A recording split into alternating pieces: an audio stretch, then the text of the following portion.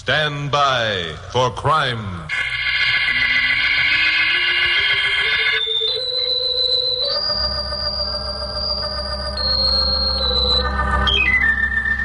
Hi, Chuck Morgan talking. You know, speaking of unusual stories, they never happen as frequently as most people think. Especially when you're a newscaster like me with 2 broadcasts a day over KOP here in Los Angeles. I made the mistake a couple of times of coming up with some off-trail material that really made good copy. Now my listeners expect me to do it every time. It isn't easy. But occasionally I do get a break. Like last week. Things had been pretty dull, and I was beginning to think my reputation might be at stake unless I pulled off some kind of scoop within the next few days. And, well, on Friday, I got back to my apartment just before midnight, looking forward to a nightcap and bed.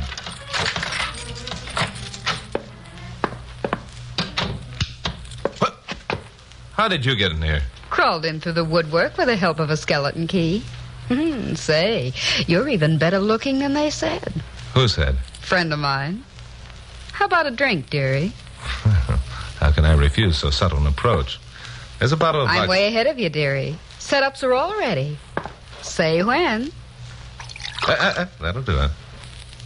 I don't want to seem rude, but I've always more or less thought of this apartment as my private domicile. No. How can a man who's as much in the public eye as you ever think any part of his life is private?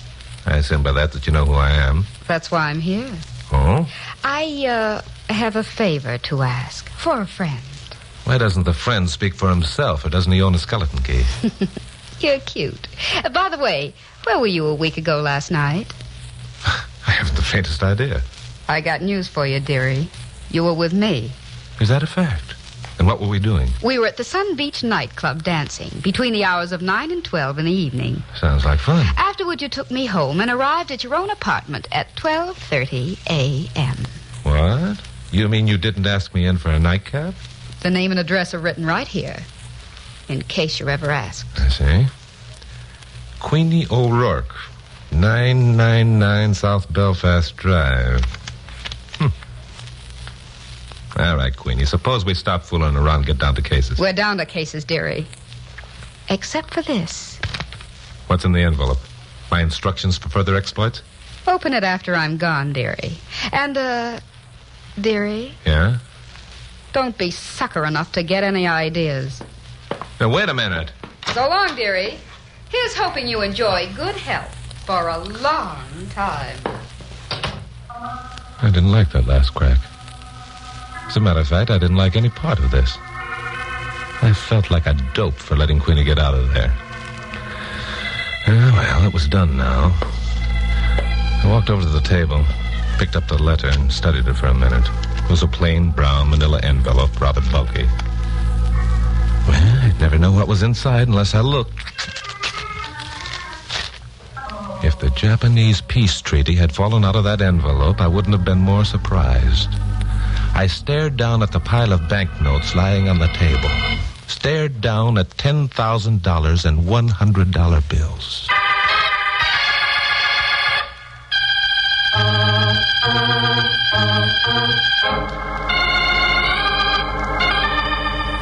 It's amazing how a man can forget where he was or what he was doing on a certain date when asked point blank. March 28. Only 8 days ago. But as far as my memory served, it was like every other routine day. Something must have happened, though.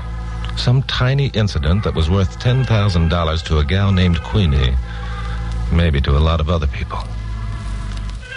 Then I had an inspiration. I paid a blonde secretary named Carol Curtis to keep track of details like that. Maybe she might have some ideas on the matter. Hello? Hello, Glamourpuss. Chuck, what's the matter? I thought you were going to bed early. It's after midnight. Glamourpuss, I have an important question to ask you. Ready? Why, yes, I guess so. Where were we on March 28th? Oh, Chuck, you remembered. And I was so afraid you wouldn't. Remembered what? That was the night you proposed to me. But, holy smoke again. What did you say? Nothing, Glamourpuss, nothing. I was just thinking of something. You do remember, don't you? Yeah, sure, of course. Well, don't be silly. How could I forget? Look, Glamourpuss, I've got a wonderful idea. Tomorrow's Saturday. No broadcast, nothing to do all day long. But, Chuck, I thought you said I've got a better idea. Let's start out tomorrow and relive every moment of March 28th. You mean do exactly the things we did on March 28th? Even to the smallest incident. Just so you can propose to me again? Just so I can propose to you again. Oh, Chuck, I think that's the most wonderful idea ever. It'll be sort of like an anniversary. Yeah, like an anniversary. All right, honey, I'll pick you up at 11 in the morning.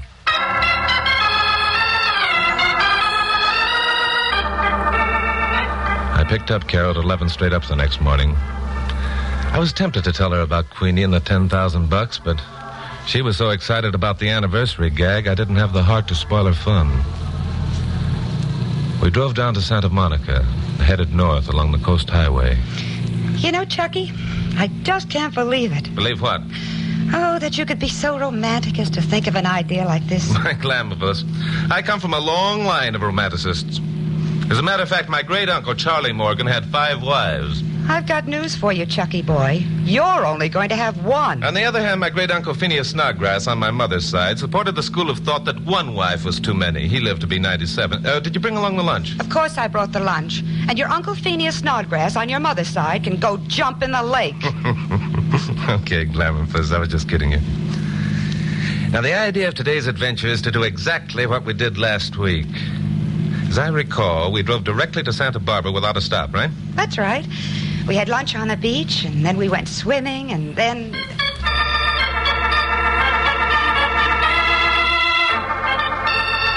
Once you start reliving a day like that, going over the same ground, doing the same things, the details come back with surprising accuracy. We ate our lunch in exactly the same spot on the beach where we'd sat on our previous visit.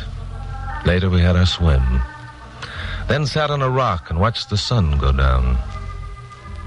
Still later, we drove to the beach club and ate dinner on a terrace overlooking the ocean. And then danced to the strains of soft music. I guess it was then, with Carol's blonde head on my shoulder and the moonlight dancing across the bay, that I got carried away with myself. At least Carol said it was, and fed me a straight line for a cue when it came time to pop the question. I popped it. But apparently the pop wasn't loud enough. A fact that Carol made no bones about reminding me of the minute we got started along the road home. Well, what, Glamourpuss? You were a washout. Who was? When? You were. When we came to the big moment that was the reason for this entire day, you sounded as though you were asking some male friend to meet you for lunch and talk about horse racing. Oh, that. Yes, that. What are you looking for? I was Oh, yeah. There it is. That filling station. We stopped here for gas last week, remember? Oh, why bother? My whole day was spoiled back there at the beach club when you didn't... Here we are. Now, let's see. 10:15, right on the nose. Oh, who cares what time it is? Glamourpuss, it was exactly 10:15 when we stopped here last week. Besides, this is a time... Here comes our same attendant. Hello there. Good evening, folks. How many? Well, but this is the nice young couple who stopped here last week. Chuck, he remembers us. Remember you? My dear, how could I forget such happy faces, such romantic looks? Why, it was almost as if, you'd just become engaged. Why, you little rascal, you. Did we really show it that much? Ah, my dear, you're looking at Roscoe Buttle, a man who in his youth was known throughout the length and breadth of the land as Casanova Buttle. Chuck, did you hear? Oh, he's wonderful. Yes, I heard him. Look, Glamourpuss, it was about at this point that you went in to powder your nose while I... Jiminy crickets. It wasn't much, but it was the first thing that happened during that entire day that might give me a clue as to what was behind Queenie's $10,000. You see, the week before, Carol had gone in to powder her nose, and I'd sat there waiting. I'd been reaching for a cigarette when a black sedan drove up to the pumps. The timing was perfect, because I found myself out of matches and I wanted to smoke badly. I'd gotten out of my car and walked over to the black sedan. Hi there. You got a match? Sure. Hi. Ain't you Chuck Morgan? Joe Delaney. When did you get out, Joe? Don't be funny, Morgan. I ain't been in and you know it. You haven't been in for 6 months, you mean? You still beating up respectable citizens in dark alleys for a living, Joe? Why, you all... Lay off, Joe. Okay. Your friend is giving you good advice, chum. The last time you made a pass at me, you came out with a broken wrist, remember? Sometime I'll get you, you two-bit punk. Don't forget that. Sometime I'll get you. Shut up, I said. You see, Joe, even your pals know what a rat you are. And any time you want to even that score, just let me know. By the way, thanks for the match. Remembering this incident didn't prove anything. But Joe Delaney was a small-time operator whom I'd helped send up to San Quentin by exposing his rotten racket. Naturally, he hated my insides, and I had no love for him. Well, Carol came back this time from powdering her nose, and Roscoe finished dusting off the windshield and came up for his money. That'll be $2.20, sir. Okay, Roscoe. Here you are. Oh, by the way, do you recall the black sedan that was here at the same time we were last week? Black sedan? Yeah. Oh, now that's asking quite a lot of little old Roscoe Casanova Buttle. I have many black sedans driving here every day. It's only the ones that contain romantic couples like us that little old Roscoe remembers.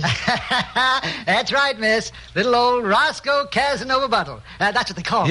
Yes, you mentioned that before. Okay, little old Roscoe Casanova Butler, we will see you later.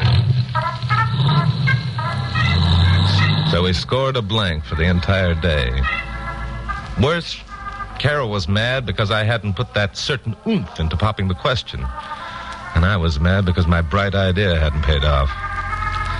So I left Carol at her apartment, stubbornly refusing to come in for a nightcap, and drove home. My phone was ringing when I unlocked the door. All right. Don't tear your shirt. Hello. That you, Chuck? Oh, hello, Pappy. Where you been, for gosh sakes? I've been out proposing marriage to Carol Curtis. It's my day off, remember? What have you been doing? Well, we've been trying to run down this Benny Benet story, among other things. Look, Chuck, get down here, will you? Benet escaped from Alcatraz 8 days ago, and he's supposed to be in L.A. I've got every man on the staff phoning in copy. I've got to have you here for station break bulletins. This is the biggest story that's opened up around here in months. No, wait a minute. Let me get this straight. Benet escaped 8 days ago, and the story only just now is breaking? Well, the police have kept it under cover, hoping to pick him up before releasing the news. But some hot tips have come in. He's right here in L.A., and they expect an arrest any time. I see. Okay, Pappy, I'll be there in 10 minutes. You won't be anywhere in 10 minutes, dearie. Just sit down and relax.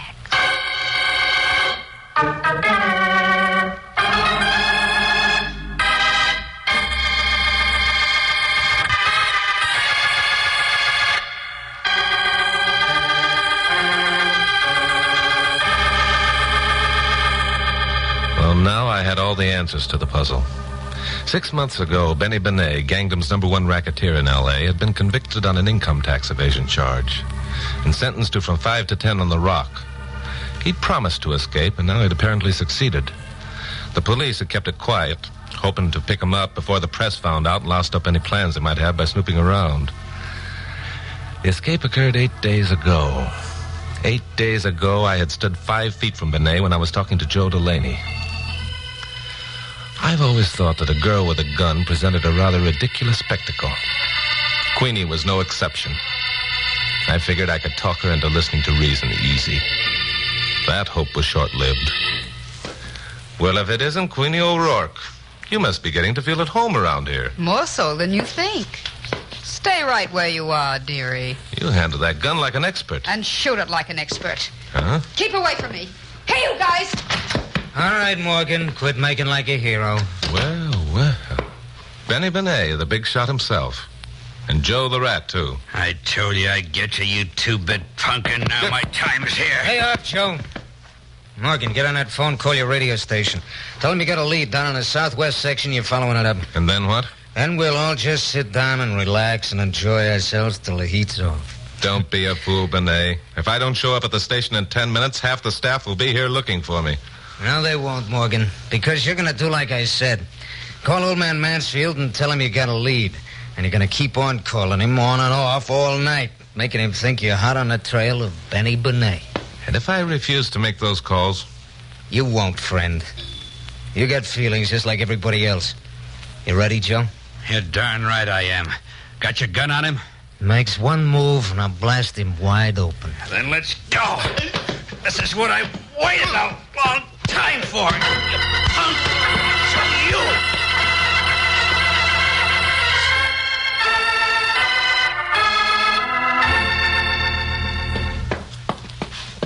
Can't you stop that pacing, Carol? You're making me nervous. Oh, sorry, Pappy. Oh, Pappy, you do think there's something wrong with him, don't you? You're scared just like I am. I don't know. In the first place, Chuck wouldn't have disobeyed your orders. And where could he possibly get a tip at that time of night? And why didn't he tell you about it? And why... Oh, quit it. You're getting hysterical. Maybe I am. But you can't convince me that Chuck isn't being forced to make those calls. And people don't force Chuck to do anything. So what does it mean? It means he wants us to know he's being forced for a reason. What reason? He's being held prisoner somewhere. Where? Carol, are you sure Chuck didn't talk to anyone while you were celebrating your anniversary yesterday?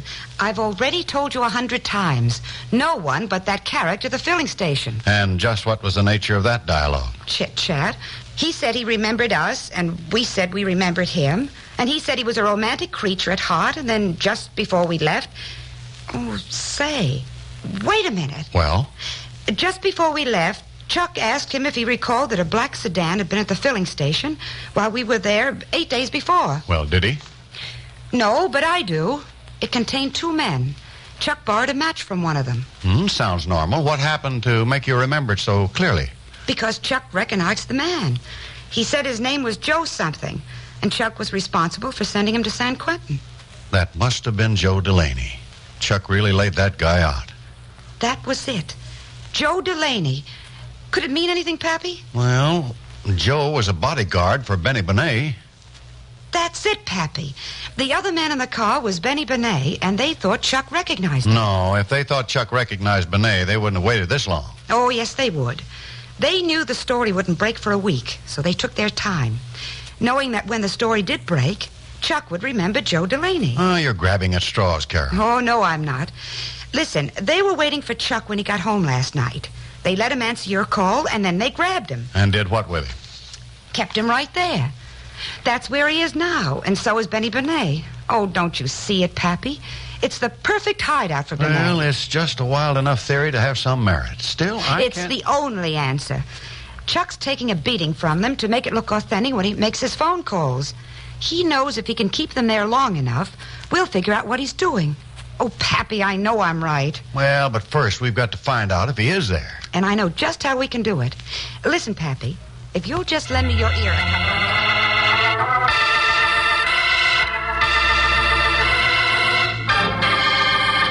Queenie. Hey, Queenie. Yeah, Benny. That coffee ready? Yeah, I'll be ready in a minute. Okay, hurry it up, huh? Joe. Hey, Joe. Huh? No, hello, boss. What time is it? It's 8 o'clock. Wake Morgan up. It'll be a pleasure. Come on, Jack, wake up. Oh, why? What? Wake up, I said. Don't give me none of your lip. Okay. So I'm awake. Are you now? Well. That's enough, Joe. Oh, boss. That's enough, I said. Okay. Here's the coffee. Okay, set it down there. Now listen, everybody. Who would that be, Morgan? I don't know. The paper boy, I guess. Let him go away. We don't want no one to know Morgan's here. Now, wait a minute. I got a better idea. Answer the door, Morgan. Tell the kid you just got in, but you got another hot tip on Benet and you're leaving for Long Beach in 5 minutes. The kid will be sure to tell someone. His phone calls are beginning to sound like a setup. That's smart figuring, Benet. Sure it is. All right, Morgan, get going. And remember, this heater of mine will be aimed right at the back of your head every minute. Okay. Hello, son. Hi, Mr. Moore. Gosh, what happened to you? Well, I got banged up a bit last night chasing Benny Benet around town. Just got in a couple minutes ago. Gosh, you sure did. Do you think the police will catch him, Mr. Morgan? Do you? Well, they might. If I don't catch him first. I'm leaving for Long Beach in about 5 minutes. Do you think he's down there? I think so. You got my paper there? Yeah, here it is. Thanks. So long. Hey, wait a minute. I guess you forgot to pay me. Pay? Oh, yeah, sure. I'm sorry. Here's a buck. Keep the change. Gee, thanks, Mr. Morgan. Sure. Nice going, Morgan. You're learning fast. Yeah, too nice going. Morgan, you ever seen that kid before? What's the matter, Benet? Getting the jitters? I asked you a question. Sure, I've seen him before. I see him every morning. Didn't you hear him call me by name? Sure, boss. This punk is so slap-happy, he ain't got sense enough to try pulling a fast one. I still ain't so sure. You give him anything besides that $1? Sure. I handed him a large manila envelope containing a full story of your escape. I composed it while I was sitting here with my hands tied. Funny man, eh? Boss, you want me to work this joker over again? Now, wait a minute. Let me think. I got a hunch. My hunches ain't never wrong. We gotta get out of here. You're a dope, Benet. Where are you going? Every spot in town is covered by now. Yeah, he's right, boss. We leave this place, we ain't got a chance. Sure, and we stay here, we ain't got a chance either. Mr. Morgan wants us to stay. Why, Mr. Morgan? I just can't stand being left alone. I see. I was right. Okay, Joe, tie him up. We'll make him talk.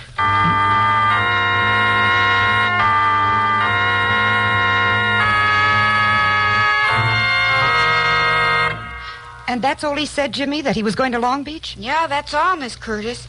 Gee, was his face a mess. Oh, poor Jack. And when you asked him for your money, he gave you $1 and told you to keep the change? That's right, Mr. Mansfield. Well, that proves Chuck knew it was a gag. Well, how does that prove it? Well, never mind now, son. Carol, you're sure you want to go through with the plan? Oh, yes, Pappy. Let's hurry. Okay. I'll check with Bill Miggs. You get started when you see my signal. All right, Pappy. Be careful now.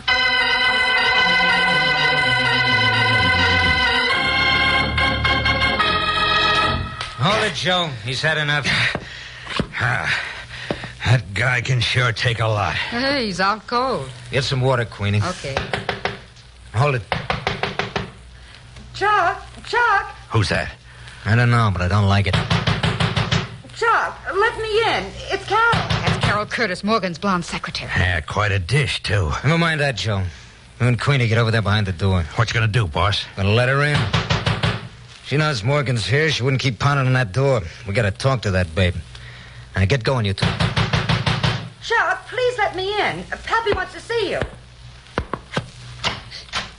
Chuck, who are you? Come on in, sister. I want to talk. Hey, boss, the window! All right, Benny. The cops!